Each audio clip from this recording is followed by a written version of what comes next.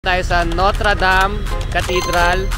Ayun o, nasa likod ko. Ganito sana itsura niya kung hindi siya ginagawa ngayon. Alam nyo ba na ito yung second most beautiful post o City Hall.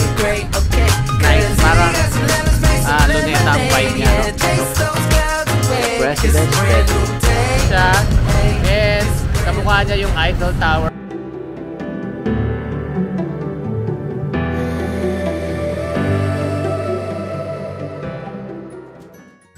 Hi guys, good morning. It's our second day here dito sa Ho Chi Minh, Vietnam. Ready na tayo ulit mag-explore guys. And nandito yung gang, ready na. So kahapon, nag-ikot-ikot na tayo sa Ho Chi Minh. Sa first day natin kahapon, kumain tayo ng mga pagkain nila. Nagpunta tayo ng museum. Medyo mabigat yung pakiramdam pero kailangan natin puntahan yun para maintindihan natin yung history ng Vietnam. And nandito pa rin tayo sa Dinh Phat Hotel dito sa may District 1. Super ganda ng location ng hotel guys. And komportable, nakatulog kami ng maayos. For today's vlog, pupunta muna tayo dun sa mga buildings or tourist spots na merong touch ng French architecture. Kasi ang Vietnam na-colonize ng France dati. Alam niyo ba yun? No. So na-colonize sila ng France dati. So, merong mga buildings na natira na may touch ng French architecture. So, kahit hindi pa tayo nakakapunta ng France, silipin natin. So, yun muna yung puntahan natin ngayong araw or ngayong umaga. Let's go! Yung location ng hotel guys, yun yung pinaka the best. Kasi super lapit lang sa mga iikutan dito sa Ho Chi Minh. Nandito siya sa may District 1 area. Around 100 pesos lang yung magagastos namin pag lumilipat kami ng mga tourist spot. Ito yung lobby. And pakita ko sa inyo yung neighborhood ng hotel. Ayan o.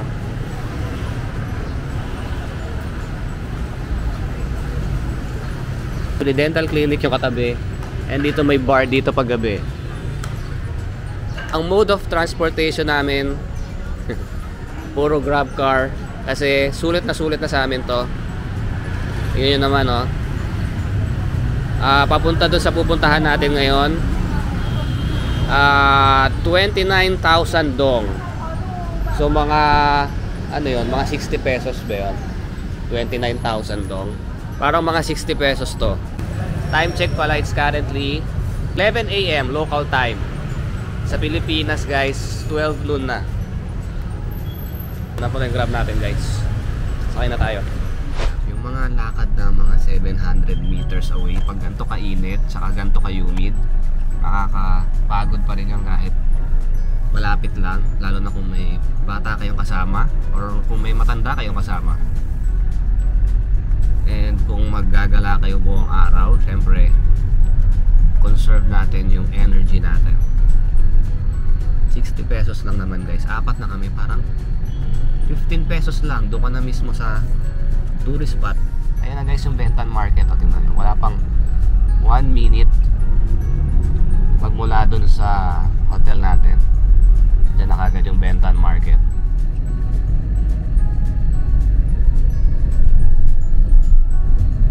Okay guys, andito na tayo sa first location natin. Unfortunately, ginagawa siya. Andito tayo sa Notre Dame Cathedral. Ayun o. Sa likod ko, Notre Dame Cathedral, Basilica of the Immaculate Conception, largest and unique church dito sa Ho Chi Minh City. One of the unique architectural works with 2 60 meters high bell towers. Ginawa siya noong 1877 guys. Ayun yung bell towers, natatakpan ng mga scaffolding. Pero andito naman si Mama Mary. Ayan guys, so ganito sana itsura niya kung hindi siya ginagawa ngayon. Ang ganda sana. But it's nice na nakarating pa rin tayo dito. Ito yung gilid ng cathedral guys. So ginagawa lang talaga siya ngayon. Actually ayan o, Notre Dame Saigon Restoring. So restoration yung ginagawa nila. But ganito yung itsura niya, tsaka ganito yung kulay niya. kung wala yung mga harang na scaffolding. Sa tapat ng Notre Dame Cathedral is yung Ho Chi Minh City Central Post Office. Ito siya. Alam nyo ba na ito yung second most beautiful post office in the world? Makikita nyo yung touch ng French architecture dito sa building na to. So kung pupunta ka ng France, malamang ganyan yung mga itsura ng building. Tingnan natin kasi ano pa rin siya, working post office pa rin siya.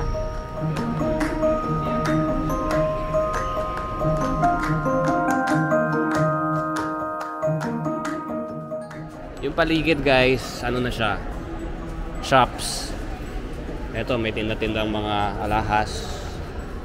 And yeah, ito stamp. So post office talaga siya guys. And that's baka si Ho Chi Minh yan, hindi ko lang sigurado. Souvenirs guys, ito 25k. Yung nabili natin kahapon 12k lang eh, 25,000. Pero mas maganda naman yung ano to. Ganyan yung design, no? Papadala sila ng mga postcards here.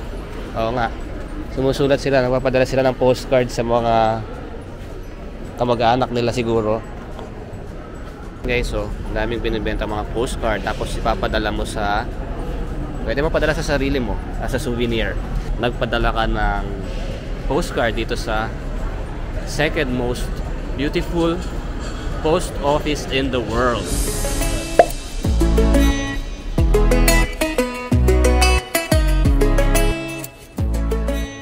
Ang ganda nung post office. Nakakatuwa lang na gumagana siya talaga as a post office, meaning nagpapadala yung mga locals saka yung mga tourists ng mga letters, postcards saka parcel doon. And ito sayang lang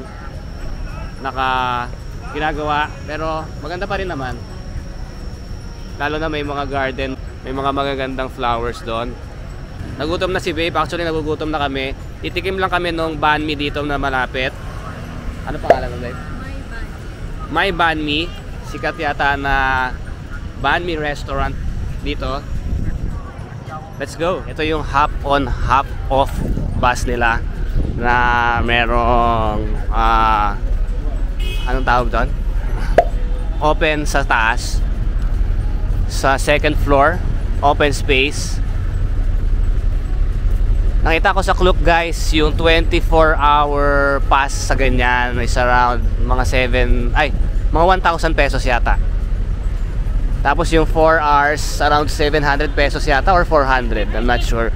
Pero ipopost ko na lang din para makita nyo.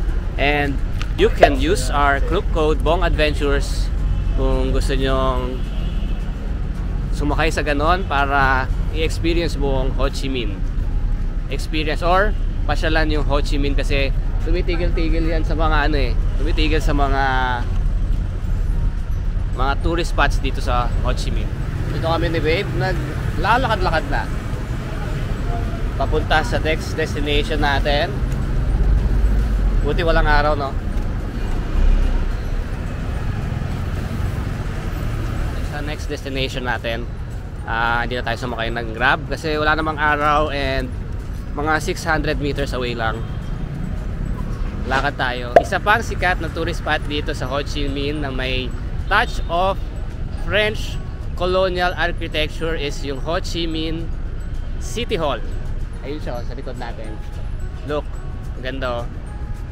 Yung facade niya, and tingnan nyo yung prominent na clock tower andon, and merong Vietnam flag. Actually, kung titignan nyo dito lang, hindi kasama yung Vietnam flag. Para ka sigurong nasa France na. Ang ganda ng mga tanim doon sa park. So nice.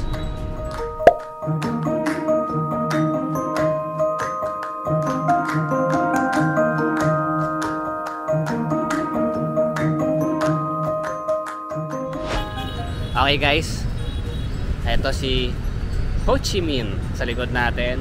Yung background niya yung Ho Chi Minh City Hall. It's nice, parang Luneta ang vibe niya, no? Ganda. This is our third building na may French, may touch of French colonial architecture. Let's go to the next one, guys. Ang init, biglang uminit. Ito naman na tayo sa gilid. Okay, guys. Tumirik na ang araw. Ang init. Ayan na yun. And naglalakad lang tayo sa next destination natin. Actually, malapit lang siya dun sa City Hall. Guys, ito na yung harap or yung facade ng Ho Chi Minh City Opera House. Isa pa sa building na may French colonial architecture. Tingnan niyo yung arch windows, oh. Tsaka ang ganda ng facade. Picture lang tayo, guys. Actually, picture lang yung pupuntahan natin ngayon. Hindi naman tayo papasok dyan. Hindi naman tayo manunood.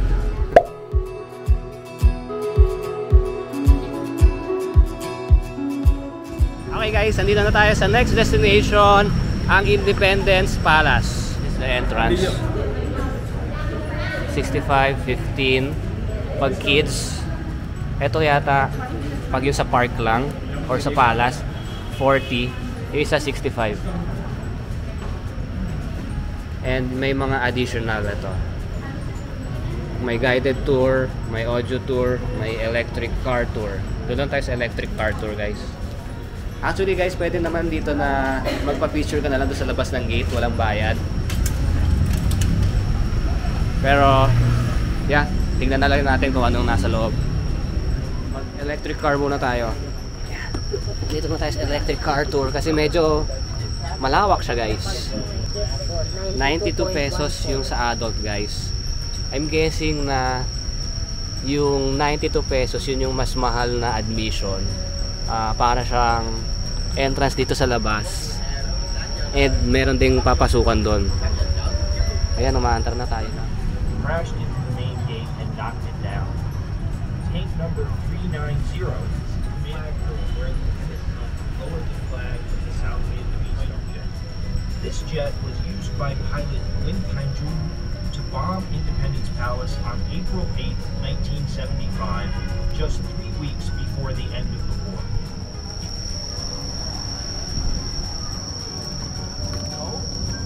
45 comfortable guest rooms, a 500-seat. Okay, guys, tapos na tayo doon sa electric car tour. 15,000 yung additional doon sa entrance. Medyo malawak siya, guys, so sulit na rin yun. 30 pesos lang. Let's go. Independence Palace. Alam nyo na kung ano yung Independence Palace? Parang Malacanang Palace siya dati. Ito nakatira yung president ng South Vietnam. Nung bago yung, di ba may war dati? Nung paatake na sila Ho Chi Minh, yun nga yung dalawang tank na first na nakapasok dito. Kaya ayun na yung end, yung sign na end ng war kasi nga natalo na yung South Vietnam. Sa alaset nila. Guys, litan. Wow, ganda. Banquet hall. It looks so elegant. Parang ano to, meeting. Yeah. Ito yung reception room, guys. Look, guys, ang ganda ng view dito sa may balcony dito sa Independence Palace. Kaso may biglang sumingit na bata-batuta. Wait, look, may fountain. Ano, umuulan na. Fountain, and yeah, kitang-kita mo. And may road, oh. Ganda ng view. It's nice. Office of the Vice President. Walk-in closet ng President. Tsaka asawa niya siguro. The President's bedroom.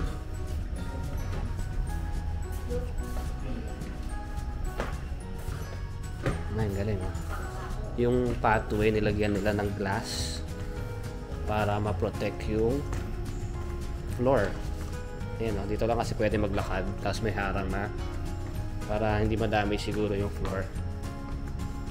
Yep, ito yung President's bedroom. Ito yung CR ng Presidential bedroom. Merong bunker din dito sa Independence Palace. Tingnan natin ano itsura ng bunker. Okay, ito na yung bunker, guys. So, dito sila nagtatago kapag Binobomba yung palace dati.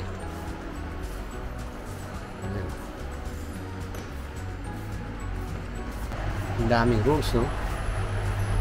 Dito pa talaga yung mga gamit, guys. Eh. Galing.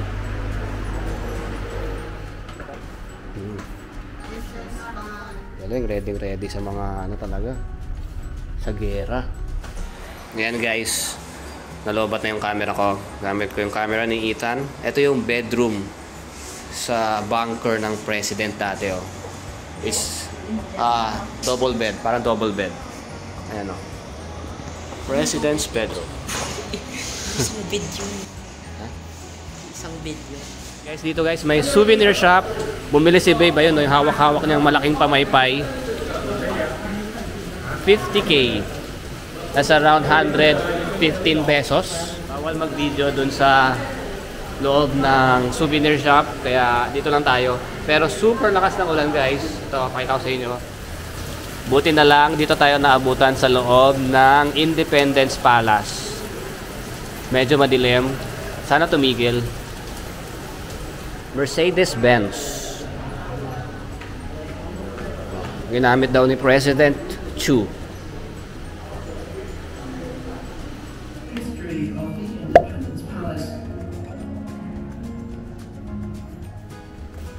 Ayan guys, kakatapos lang natin manood ng documentary, ng film. Saktong-sakto, tumigil na yung ulan paglabas namin. Kasi pagpasok namin doon, ang lakas-lakas ng ulan. Yung film about doon sa history ng Vietnam. Magmula nung kinolonize ng French yung Vietnam, tapos na-divide sila ng North and South Vietnam. Tapos, dito sa South Vietnam, sa Saigon, ito yung parang presidential palace nila. And nung nanalo yung North Vietnam, naging ano na siya, Independence Palace yung tawag. Gusto ng ulan. Makulimlim pa, sana hindi umulan. Magpapapicture tayo dun sa labas na kuha yung fountain and yung palace. So isa pa rin to sa may touch of French architecture dito sa may Ho Chi Minh. Okay guys, nakapagpa-picture na tayo dito sa gitna, sa pinakaharap nung Independence Palace. Ang ganda ng kuha natin. Medyo malungkot lang yung kulay kasi umuulan. Okay guys, tapos na tayo dito sa Independence Palace. Ito yung exhibition. Hindi pwede mag film doon sa loob, kaya hindi ko na kayo nasama. Pero para siyang air-conditioned room siya ng chronological events nung mga nangyari sa Independence Palace din. Kung sino yung mga umupo, kung paano nag-fall. So, lilipat na tayo sa next destination natin guys. Umuulan-ulan pa rin ng konti. See you later.